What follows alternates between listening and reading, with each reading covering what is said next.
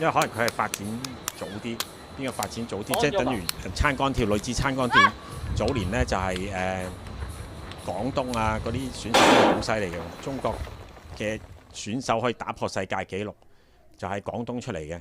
但係當其他嘅歐洲國家發展呢個項目之後呢，就犀利啦，追過晒中國嘅選手啦。好，田谷寧率先帶出啦。咁啊，頭嗰半個圈啦，講咗係唔需要過欄啦，所以就冇 short 入去嘅，都係跟翻正常嘅彎道去跑嘅。冇錯啦，咁就佢就唔會同佢哋鬥慢㗎，因為有咁嘅實力嘅話呢，一拖慢呢就會同人鬥後勁，好似尋日嘅三千米咁啦。咁啊，台灣嘅台北隊啦，簡子傑同埋日本嘅選手楊泰呢就一路快放，但係不敵呢個卡塔爾嘅選手後邊追上嚟嘅，所以一定要拉開佢哋呢班嘅運動員，用自己嘅高速耐力呢，希望呢可以走甩咗人哋呢，就唔好話成班人喺度鬥慢啦。好似今朝我哋見到800米呢，就男子組啊，初賽有一組呢開男子組啊，1分4都可以發生嘅，但係尾圈係跑54喎。咁當你有實力嘅人，一個係1分50內嘅選手都追唔到上去，仲入唔到決賽嘅。其實咧障礙賽而家開始啦，就已經過緊梗欄啦。其實好巧妙，你唔可以好長跑咁跟得好貼㗎，因為你過欄啊嘛。你落欄個翻步咧，你一定要自己步穩。如果你跟到好貼，一個人哋落欄落得慢啦，動作翻步慢咧，完全影響你落地，完全影響你跟住個節奏，甚至有危險添。所以你如果有實力嘅，即係好似咁啊，田谷寧梗係舒舒服服自己揀個位置，最好位置去過欄係最適合嘅。水欄佢的係哇嚇，都相當之唔錯啊！你見到佢落水嘅位置呢，比起印度運動員呢都前咗半步嘅，起碼咁佢翻步啦，個水深係一路斜㗎嘛，越出就越淺水啊，咁所以佢明顯過完個欄又多咗幾個身位㗎啦。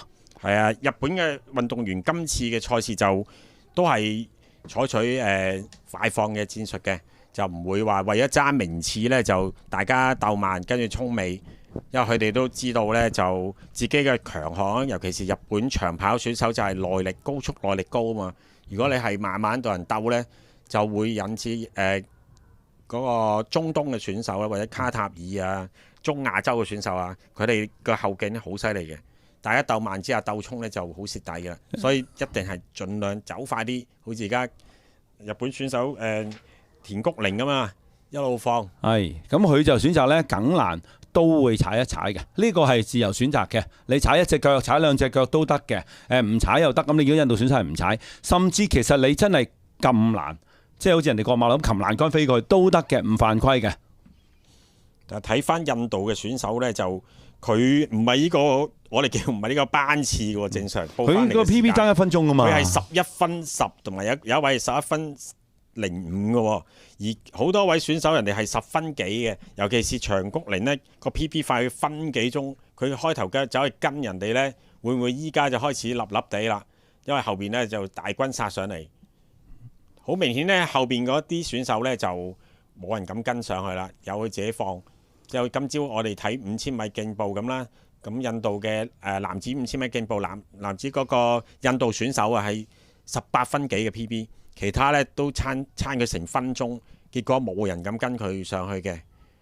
咁而家留意下咧，後邊5個人嘅集團點樣過呢個欄咧？彎道嘅欄其實一堆人就有呢個慘啦。你去到第2線外圍先至過欄落之後，你個波歐咪遠咯。咁你要追翻上，你見嗰個印度運動員呢，就要好遠咁啊兜翻過嚟啊！頭先係跟住個第2啊，走咗去俾條欄人哋，跟住又喺翻外邊又再跨上去。咁啊，好力！伊朗嗰個啦，你要帶頭跟嗰佢就要喺好遠、好外圍咁再 cut 入嚟係。其實你每一個欄你都要兜翻入嚟，其實浪費咗唔單止嗰半秒，你係浪費咗體力噶嘛。咁睇翻我哋香港隊啦，就余朗晴呢，就應該喺第2集團嘅再後。而家最後嗰位置係啦，即係第3集團啦，我哋叫。咁佢 PB 係接近12分嘛，11分59。咁你同田谷寧都爭成2分咁滯。咁U20我哋嗰陣時咧叫做青年紀錄嘅啫，就早期咧我哋冇分咁多 U 幾 U 幾嘅，咁就一個叫青年紀錄一個嘅啫。咁就許錦文就係嘉豪啲學生啦。咁跟住好似去咗外國讀書噶啦，都去亞青我哋嗰年都帶過去比賽啦。咁個紀錄咧係11分28秒54。漸漸睇翻呢個嗰個年度呢，原來2013年嘅啦，已經係13年前啦。嗰年嘅亞青呢，就好似喺斯里蘭卡舉行嘅。咁啊，田谷寧就好輕鬆啦，而家嚇越放越有嘅，好輕鬆就自己走自己啦。咁啊，後面嗰個第二就爭得好緊嘅，5個人嘅主集團啊，即係唔計帶出嘅田谷寧嘅呢個主集團呢，就係喺爭呢個2、3位嘅獎牌呢，就爭得好緊啊。咁去到每一個欄都係關鍵啦，尤其水欄啦，可以留意下陣間。其實呢，我哋會習慣呢一個木欄之後，我會搶上呢個木欄先，因為你好短就已經要轉彎啦。咁如果你呢度唔係搶上先呢，跟住你係冇空間俾你爬頭而搶咗上去上水欄先㗎。咁你唔係主動上水欄呢個位置，因為出彎之後呢，水欄之後出彎呢係呈90度啊。如果你唔係搶到一個好好嘅內檔位呢，你俾人掉咗喺外圍，你過完之後呢，你嗰個波度係更加大，要走翻入嚟呢，又會蝕咗好多啊。係咁啊，睇翻啊田谷寧就唔會好似我頭先講嗰場5000米個印度大超班呢，雖然佢大超班，今朝又係咁樣放到好甩，但係突然間呢就冇油喎，因為今朝個天氣呢就好熱下，咁我以為我哋朋友陽明高中嘅老師啦，翁竹毅嘅學生咧，羅勝音呢就代表中華台北噶嘛，一路本來輸成條街嘅，追到翻嚟好近，不過呢，就後邊呢，就印度選手再回氣呢，都緊贏佢嘅，咁但係依家呢，就田谷寧就沿途快放啊，好似都未斷咁啊，跑翻自己嘅速度。見到主集團就加快咗嘅，咁而家拉翻近少少。伊朗嘅運動員呢，就終於呢就搶咗上嚟啦，忍唔住啦，佢係想追上去噶啦。咁明顯嘅，佢已經係加速帶啦。咁啊有韓國嘅運動員跟住佢就上啦。咁加咗1K 到嘅啫，咁除非佢又企咗喺度嘅啫，正常就佢都係穩陣㗎啦。佢都係好輕鬆㗎啦，應該因為佢全程都冇直接過欄啦，都係踩欄啊，即係保持一個好輕鬆嘅節奏去跑。咁啊，你欣賞係過水欄啦。咁睇個 pace 嚟講，因為佢個 PB 係走到10分06秒59嘅，係咁相信都可以跑到10分半或者以內嘅。嗱，伊朗嘅運動員真係過水欄嘅技巧呢，就相對差，同埋佢比較冇好細緻考慮啊自己走嘅線位啊。佢好多時呢，過水欄都係外檔啦，同埋翻嚟呢個終點之後嗰第一個木欄呢，佢都係喺第二線嗰度過噶。其實不斷係自己蝕緊嘅。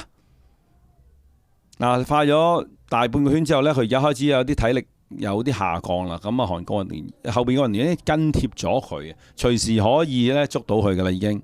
咁啊，開頭跟住喺第2位嘅印度選手呢，已經乾乾地咯，啊2、3都跟唔到噶咯。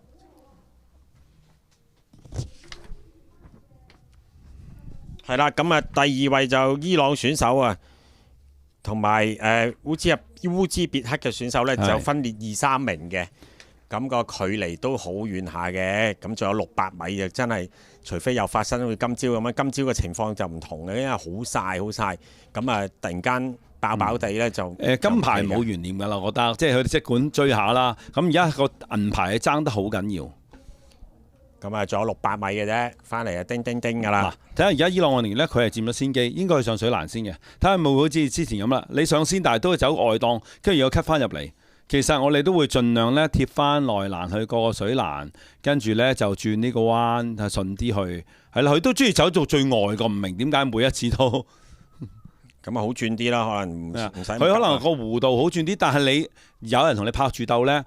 人哋一攝你個內欄就食住你位，咁你轉個彎就唔係好轉啦，係更加難轉噶啦。所以一定要守住個內線，又唔可以企到最埋喎。因為點解頭先講有啲咩蠱惑呢？喺障礙賽就係佢同你一齊上，佢跳喺你前邊，佢跳喺你前面落呢，你可以做咩？你冇嘢可以做啊！你只有等佢翻步離開個水池咧，先至跳到落去啊！你係唔會做得出踩落去背脊噶嘛？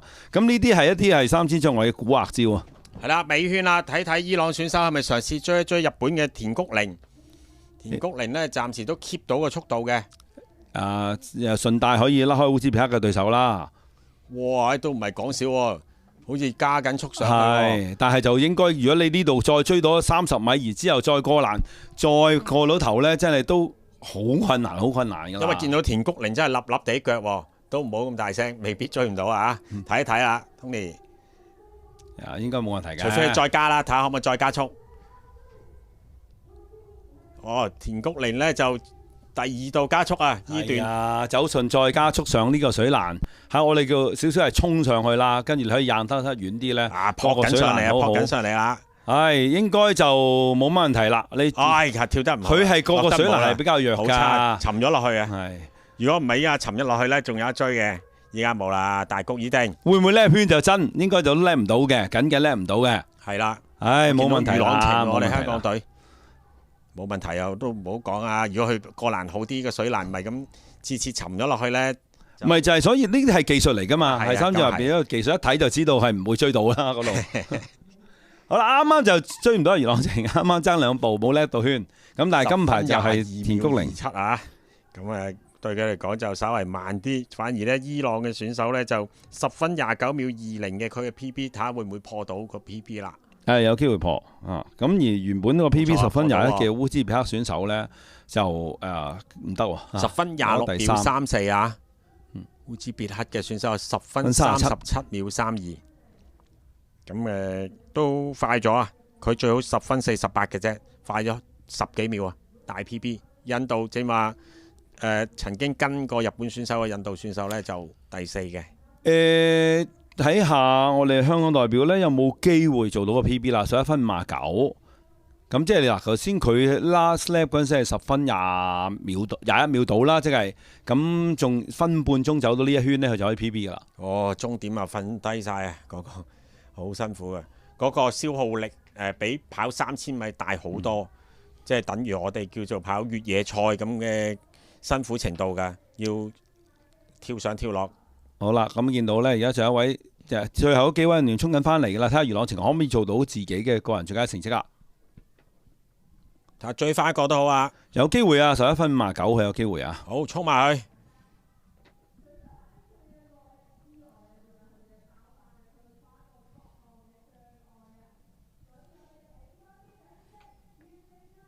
好，全部選手順利完成晒呢一個3000米嘅障礙賽。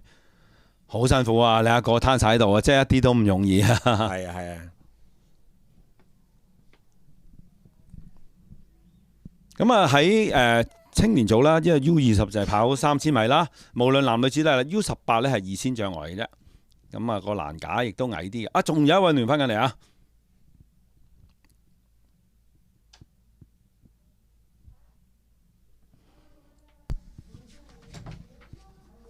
咁好可惜呢，有睇翻就其實伊朗嘅選手呢係仲個體力呢係有嘅，佢只係嗰個技術上，如果改善下呢，仲有好大嘅進步空間嘅。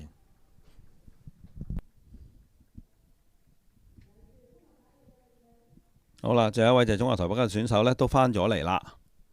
咁所以話呢，其實每一個尤其水欄嗰度呢係好關鍵嘅。你除咗係慢咗之外呢，個體力消耗都多咗。咁喺你就係金牌嘅角逐就係嗰一下噶啦。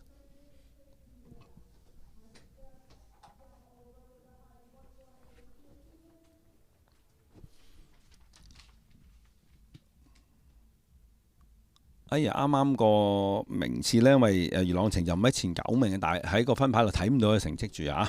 咁睇下會唔會做到個人最佳成績啦。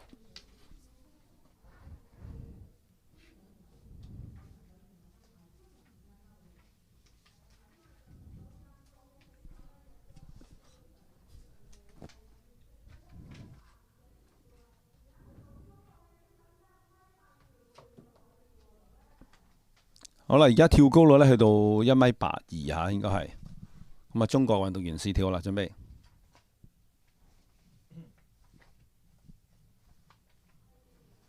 咁而跑道上面呢。